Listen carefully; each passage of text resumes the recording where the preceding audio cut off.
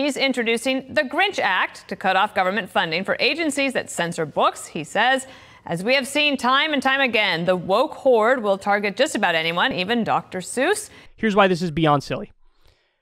His solution to the whole Dr. Seuss thing is this bill. He says this bill makes it so no tax money goes to places that ban books.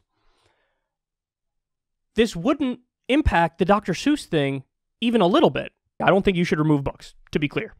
The Dr. Seuss thing was Dr. Seuss Enterprises deciding on their own that there were a handful of Dr. Seuss books. I forget how many, 3 or 4, something like that. I don't think you should remove books, to be clear. But they decided, hey, 3 or 4 of these, there's parts in here that are uncomfortable and insensitive and from a previous generation. So we're going to voluntarily remove these books. I don't think you should remove books, to be clear. And again, the government's not making that decision. Democratic politicians aren't making that decision. The woke mob isn't making that decision. Dr. Seuss Enterprises made that decision on their own. I don't think you should remove books, to be clear. Now, you guys tell me you believe in the free market. Well, this is the free market doing free market things. It's a company deciding to go in a direction that they want to go in. I don't think you should remove books, to be clear. And again, they're not banning all Dr. Seuss books. They're not removing all 40-plus books. It's just 3 or 4.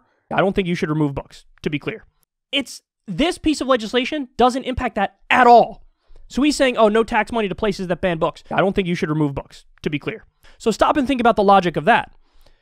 So if some public library or something somewhere decides, hey, we're going to remove this book for whatever reason, I don't think you should remove books, to be clear. He says, okay, great. Now I want to defund all of your books and take away all of the tax dollars that go to you. So since you may have removed one book, I will now in response remove all of the books by totally defunding you and making sure you get no tax dollars. So in a way, isn't he even more pro-cancel culture? That's what it seems like to me. Some people say, I want to remove some books, which by the way, I don't agree. I don't think you should remove books, to be clear. Hold on.